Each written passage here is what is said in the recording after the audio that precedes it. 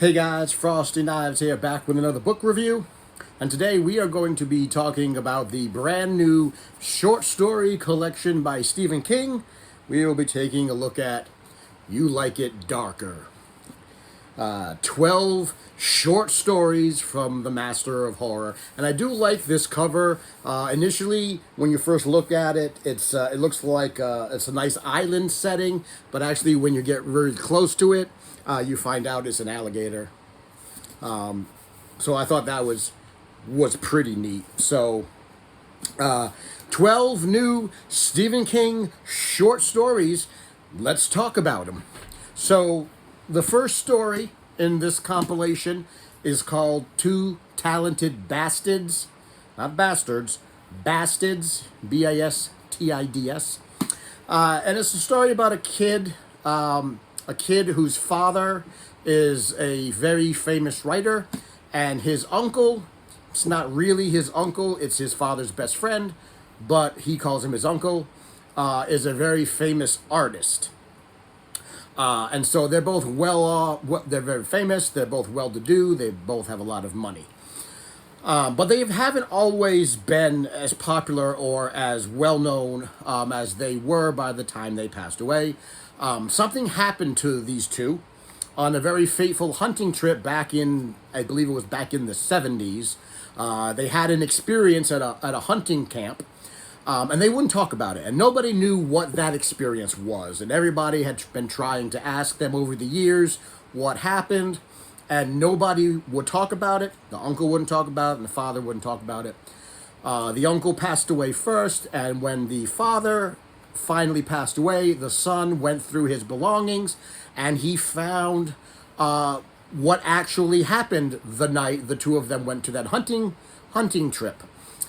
And he found out sort of where their talent came from and how and why they became so famous after that event.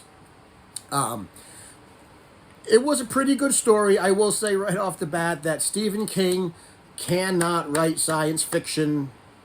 He has a really bad track record in writing science fiction.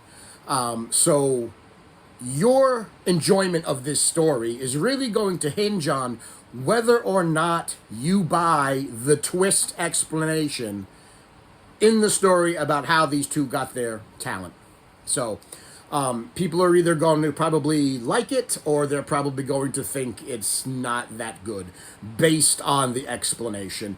I thought it was a pretty good story, explanation aside. I thought it was well written. I thought it was a nice sort of exploration of talent and where does talent come from? How does talent grow? Why are some people talented and other people aren't? And even among the talented people, how do some people get really, really talented, like Stephen King level famous, and other people don't? So it was a pretty nice exploration of that. I gave it a 3. I gave it a 3 after reading that. Second story, The Fifth Step. This was about, there was only 2 characters in the story, and it was about one of them who was going through the 12 steps of AA, and he was on the 5th step, and this is the story about his 5th step. It was extremely short, it was extremely fast, it was extremely violent and brutal. It almost didn't feel like a Stephen King story, it felt more like a Richard Bachman story. It was that kind of brutality. As Stephen King would call it, it was a rather nasty piece of work, and I gave that one a 3 as well. Third story, Willie the Weirdo. Willie the Weirdo and his weird family and his weird sister and his dying grandfather. I really enjoyed Willie the Weirdo. Again, it was very short. I think it might have been 10 pages. It had a very nice twist at the end, and I really did enjoy it. My only criticism of that story was I think it was too short. I think there's more to that story. I would like to know more about the grandfather. I'd like to know more about Willie's family. I feel like Stephen King just scratched the surface. He gave us part of the story, but he didn't give us the whole story. And so I think this is a situation where we need more to really enjoy it. It was a decent story, but there needed to be more to that. And I did give it a 4. Next up was Danny Coughlin's Bad Dream. This is my first 5-star rated story in the book. I really, really enjoyed it. It was more of a novella length, so it was a really good, chunky story. And it was basically about what happens if somebody, in this case Danny, has a psychic dream, just one. And in the dream, he finds where a dead body is buried. And so he wakes up and he goes to where he was in his dream thinking was going to be just a dream. And lo and behold, he does find the dead body. And so he reports it. He reports it to the police. And in a kind of a twist, he becomes the prime suspect. So what happens when you have a psychic dream about finding a dead body and then all of a sudden you become the prime suspect? It was a really good story. He wound up getting involved with an extremely obsessive inspector named Jalbert or Jalbert, who was modeled after Javert from Les Mis. And that was intentional by King. He even said that he did that intentionally. The inspector was extremely obsessed, and he knew Danny did it, and he was going to go to any lengths to prove that he was right and that Danny did it. And so this is what happens when one singular event uproots your entire life. It uproots Danny's life and all of the people around him. So it's a really good story. I almost wonder if this was King's sort of take on like doxing or cancel culture or things like that. How something that's put out in the world, even if it's not true, how that can have a major impact on somebody's life. And I am looking forward to either the movie or the TV series of this story because I think it's going to be really good. Next up, we have Finn. Finn was a 2-star story because I have no idea what the hell Finn was about. Finn is basically about a 19-year-old Irish kid in Ireland who's walking home and gets kidnapped by these gangster-like characters because of mistaken identity. They thought he was somebody else, and he wasn't, and he gets kidnapped by these weird people, and I don't know what's going on. It was extremely short, not a whole lot there, not a whole lot to follow. I have no idea where King was going with that, so I gave it a 2. Next up, we have a story called On Slide In Road. Another short story, pretty short story, about a family, a mom and a dad, a son and a daughter, and a grandpa, who are on their way to Derry to visit a dying aunt. And Grandpa knows a shortcut, so they take a shortcut on Slide In Road, and while they're on that shortcut, they run into a very dangerous event. And this story talks about their shortcut and that dangerous event. Again, I gave it a 3. There wasn't much to it. It was well written, but at the end of the day, I kind of wonder what the point of the story was. So not much there. That is becoming a theme of the stories in this collection, is that they're kind of short and not really sure on where they want to go. Next up, The Red Screen. Again, King, you and your science fiction. You trying to write science fiction. It just doesn't work. And yes, The Red Screen is about aliens, okay? It's about aliens. It's a very short story about a very singular event. Just like all the last 2 stories, very short, not a lot happened. Not much, not really sure where it's going. Felt like maybe a smaller piece of a larger whole.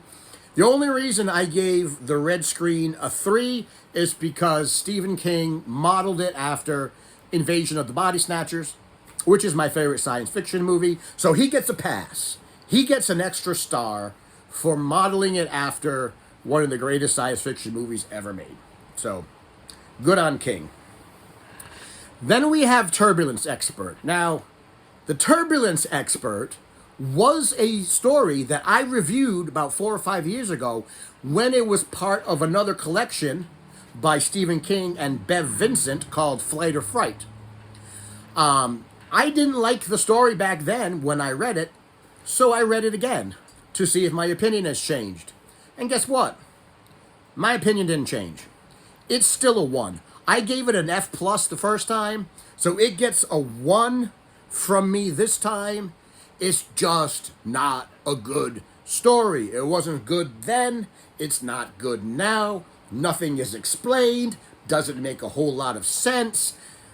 Don't know why he resurrected it again for this collection.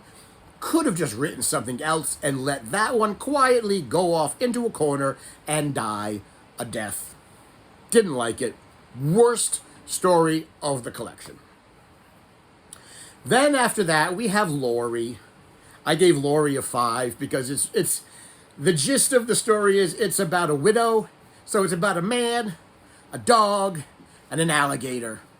There's an actual alligator fight in this book, in this story. Man versus alligator. And not just man, but like old man versus alligator. I don't think we've had an alligator fight in a Stephen King story yet. But now we have, because a lot of these stories, a good chunk of these stories are set in Florida. And so here we have Laurie, the name of the dog.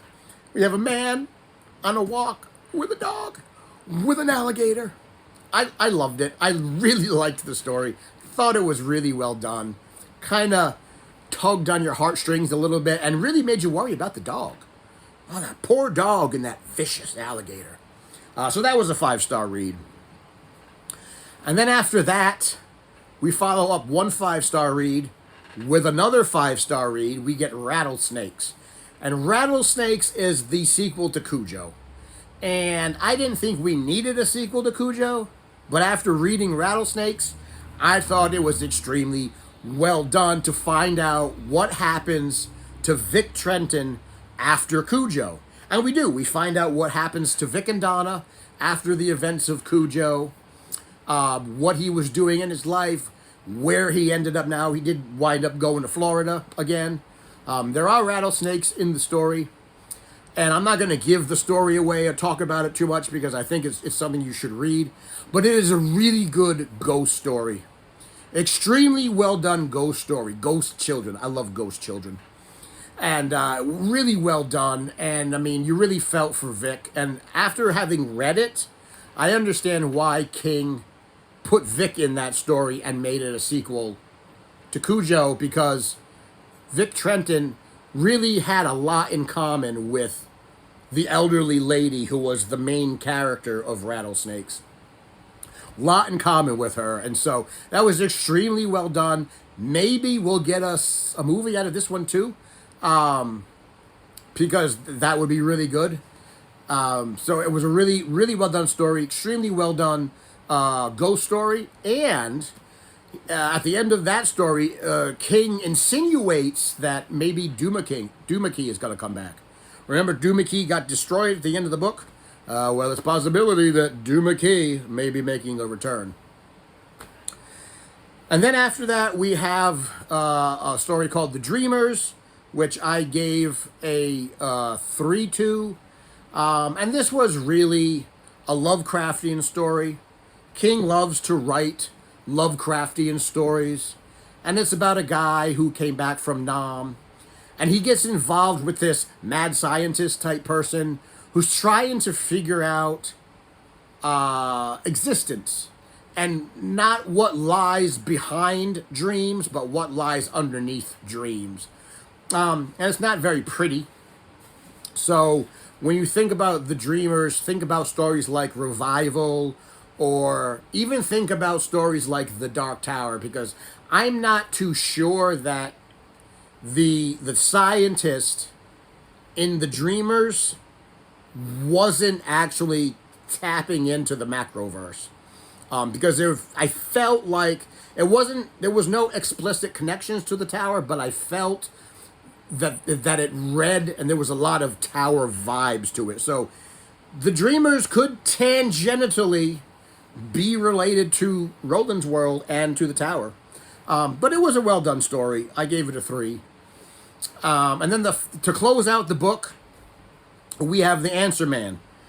And I gave this one a 4 as well. This is an interesting story because this is a story where Stephen King started it in his 30s, and then he finished it at 75.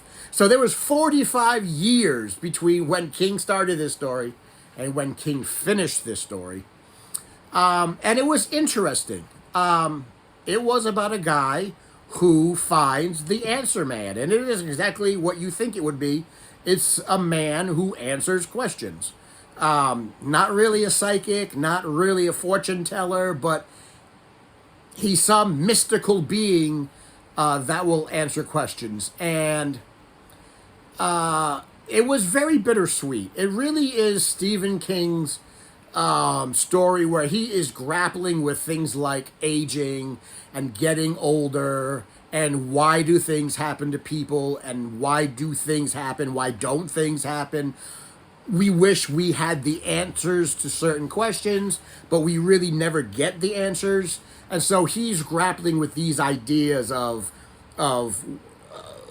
mortality and aging and old age and what it means to be an old man versus what it means to be a middle-aged man versus what it means to be a young person. And so really was a very sort of a bittersweet exploration of life and how at the end of the day, there really aren't the answers there. There isn't someone there who can tell us the answers in a nice, neat way and pin a bow on it and give us answers that we can accept and that are satisfactory. And sometimes the answer isn't the answer. Sometimes asking the question, right, is the answer. It's not always about getting the answers more than it's about asking the right questions. So those are the 12 stories, and overall, all of the ratings I gave for each of the stories, that gives You Like It Darker to be an overall rating of 3.5. 3.5 from me. I gave it a 4-star on Goodreads because there's no way to do halves on Goodreads, but this is overall a 3.5 read. Some good stories in it, some good things you can sink your teeth into it, but overall, a lot of mess stories, a lot of mid stories, a lot of short stories that maybe could have been longer, a lot of just average stories. So guys, that's my review of Stephen King's You Like It Darker. If you are a diehard King fan, go ahead and pick yourself up a copy, but realistically, you can wait till this comes out in paperback. Maybe get it cheaper for the 3 or 4 stories that are in it that are really, really good, and the 7 or 8 stories that are just mid. So guys, that's my review. Hope you enjoyed it. And let me know what you think. If you've read You Like It Darker, what was your favorite story? What was your favorite story in the collection and why? And what was the story you didn't like the most and why? And as always, if you like the video, give it a thumbs up, give it a share, pass it around, tell your friends, tell your enemies, tell people that you know that may like things darker and bumpy in the night. And until next time, thank you for coming to my TED Talk, and I will see you in the next review.